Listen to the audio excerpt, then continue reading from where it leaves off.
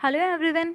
आज हम कक्षा 2 के हिंदी विषय के उप विषय आ की मात्रा के बारे में पढ़ेंगे। तो बच्चों, आज हम किसके बारे में पढ़ने वाले हैं? आ की मात्रा के बारे में। तो चलिए हम अपने सबसे पहले प्रश्न की तरफ चलते हैं। प्रश्न संख्या 1, चित्र देखकर वर्ण आ व आ लिखिए। यानी कि बच्चों, हमें यहाँ कुछ चित्र दिए हैं जिनको देख के हमें बताना है कि ये कौन से वर्ण से शुरू होते हैं। जैसे ये क्या है?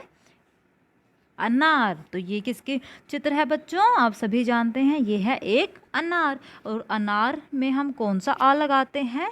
छोटा आ, यानी आ से अनार, छोटे आ से अनार। ऐसे ही ये किसका चित्र है बच्चों? आग का चित्र है। आग हम कैसे लिखते हैं? आग। तो यानी कि आग। तो ये बना बड़े आ से आँख। ऐसे ही हमारा अगला शब्द है। अगला चित्र किसका है? ये क्या है बच्चों? एक आम है। और बड़े आ से आम होता है, यानी कि इसके लिए हम क्या लिखेंगे? बड़े आ से आम। और ये है क्या? एक अदरक। अदरक में क्या आता है? अदरक। अदरक में क्या आया? छोटा आ। तो अदरक यानी कि अ, छोटा अ, अदरक। आम यानी बड़ा आ आया। आग, आग यानी कि बड़ा आ।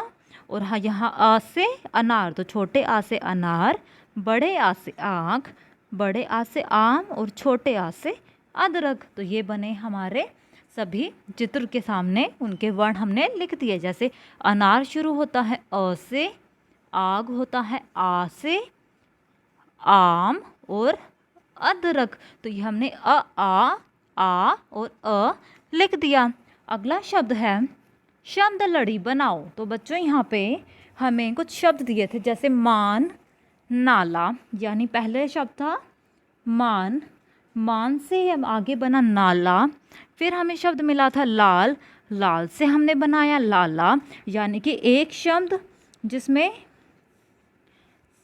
सिर्फ आगे बड़ा आ था, फिर दूसरे में दोनों जगह बड़ा आ। यानी कि पहले था सिर्फ मान, यानी कि माँ जमा आ जमा ना। फिर बनाया ना ला, यानी ना जमा आ ला, यानी ना ला। ऐसे ही अगला शब्द है लाल, लाल से बना लाला। अगला शब्द बनाया हमने दान, दाना। यानी पहले हमने दा के आगे आ की मात्रा लगाई, फिर हमने अगले में ना पे भी ना की मात्रा लगाई। यानी कि पहले था दान, फिर हमने आ की मात्रा लगाई और बना दाना। और फिर आगे हमारा खाना। तो ऐसे ही हमने शब्द बनाए मान, नाला, लाल से लाला, दान, दाना, दाना से खाना। तो ये हमारे सभी शब्द हो गए। ऐसे ही अगले हमें दी थी रथ। तो रथ से और क्या क्या शब्द होते हैं? ऐसे कौन कौन से शब्द हैं जो था पे ख़त्म होते हैं? रथ, पथ, नाथ, हाथ, साथ। तो बच्चों, इस प्रकार हमने आप और भी शब्द इस तरह बना सकते हैं, जैसे रथ, पथ, नाथ, हाथ, साथ। ऐसे ही और क्या क्या शब्द हो सकते हैं यहाँ पे आपको लिखने हैं। ठीक है। अगला हमारा प्रश्न है चित्र देखकर मात्रा लगाओ। तो बच्चों, यहाँ पे हमें आ की मात्रा, जो हम जब हम आ नहीं लिख सकते या हम बड़ा आ नहीं लिख सकते, वहाँ पे हम क्या करते हैं? उसकी मात्रा लगा देते हैं, जो कि इस प्रकार लगाई जाती है। तो हमें क्या करना है?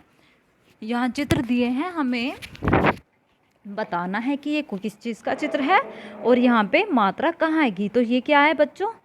7 नंबर है। 7 नंबर हम कैसे लिखते हैं? सा आ त, सात। तो 7 में हम कहाँ मात्रा लगाएंगे? सा और ता के बीच में मात्रा लगाएंगे, तो ये बना 7। ऐसे ही हमारा अगला शब्द है, ये किसका चित्र है? नाक का। तो नाक हम कैसे लिखते हैं? ना आ क। तो नाक में हम आ की मात्रा कहाँ लगाएंगे बच्चों? ना और आ के, ना और का के बीच में। तो यहाँ लगी नाक, तो ये लगी नाक। ठीक है। ऐसे ही अगला हमारा चित्र है छाता का। तो ये क्या है? एक छाता है। और छाता कैसे लिखते हैं? छा ता। यानी कि हमें यहाँ पे 2 जगह आ लगाना है। तो यहाँ पे आ की मात्रा कहाँ का लगी? छा के बाद और ता के बाद तो ये बना छाता, और ये क्या है, एक ताला है, तो ताला में भी ता ला, यानी हमें ता के बाद भी और ला के बाद भी आ की मात्रा लगानी है। इसलिए बच्चों हमने क्या किया, ता ला छा ता ना क सा त, तो ये हमारे सभी मात्राएं हमने लगा दी। अगला हमारा प्रश्न है प्रश्न संख्या 4। नीचे दिए गए वर्ण में आ की मात्रा लगाकर खाली जगह में लिखिए और नए शब्द बनाइए। तो बच्चों हमें यहाँ पे एक वर्ण दिया था अ, वहाँ पे हमने क्या किया, आ की मात्रा लगाकर एक नया शब्द बनाया इनके साथ। जैसे आ से हमने बनाया आसमान, ऐसे ही ता से हम क्या बना सकते हैं, तालाब, यानी कि हमने क्या किया, ता वर्ण लिया और उससे आगे मात्रा लगाकर हमने नए शब्द बनाए, तालाब तालाब। ऐसे ही अगला था दा के आगे आ लगा के पीछे हमें ला दिया हुआ था, तो हमने बनाया दाल। बा के आगे आ लगा के दल, यानी बादल, और ये बना चावल। तो ऐसे ही बच्चों हमने क्या किया, आ से बनाया आसमान, ता से तालाब, द से दाल, बा के आगे आ लगाकर दल जोड़ा तो बादल, और चावल। ठीक है, अब बच्चों हम चलते हैं अपने प्रश्न संख्या 5 की तरफ। सही वर्ण पर आ मात्रा लगाकर एक नया शब्द लिखिए। यानी कि बच्चों हमें यहाँ पे कुछ वर्ण दिए हैं, हमें बताना है, इन शब्दों में हमें ये चुनना है कि हम किस वर्ण के आगे आ लगाकर एक नया शब्द बना सकते हैं। जैसे हमें ये लिखा है कन, हमें शब्द दिया है कण, तो कन में हम क्या करेंगे, का के बाद आ की मात्रा लगाएंगे, बड़े आ की मात्रा जो कि होती है ये, इसको लगाएंगे और एक नया शब्द बनाएंगे। तो कन को हमने क्या बनाया, कान, यानी कि का पे हमने क्या करा, का के साथ हमने आ की बड़े आ की जो मात्रा थी वो जोड़ी, और हमने क्या बनाया, कान। गल से हमने बनाया गाल। कमल का हमने क्या किया, हमने ला के साथ बड़े आ को जोड़ा और हमारा शब्द बन गया नया कमला, यानी ये था कमल, हमने ला के साथ बड़े आ की मात्रा जोड़ी और हमारा नया शब्द बना कमला। ऐसे ही ये था कजल। कजल में हमने क्या किया, का के साथ बड़े आ की मात्रा जोड़ी और हमारा नया शब्द बना काजल, तो ये बना का जल। ठीक है, अगला हमारा शब्द था मक्कन, यानी म क न। अब हमने क्या किया, का के साथ हमने बड़े आ की मात्रा लगाई और हमारा नया शब्द बन गया मकान। ये क्या है, मकान। ऐसे ही अगला हमारा शब्द है म ट क, मटक। हम क्या करेंगे बच्चों, यहाँ पे का के साथ बड़े आ की मात्रा लगाएंगे और ये हमारा शब्द बना मटका, यानी ये हमारा शब्द बन गया मटक से बन गया मटका, मटका। ऐसे ही अगला शब्द था पहाड़, पहाड़।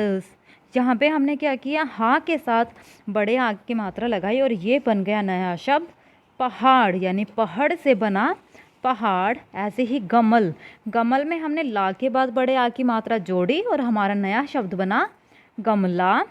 ऐसे ही समझ, समझदार, समझदार था। यहाँ पे हमने क्या किया, दा के साथ बड़े आ की मात्रा लगाएंगे हम और नया शब्द बनाएंगे समझदार। ऐसे ही हमारा नया शब्द बनेगा, ये था शरारत,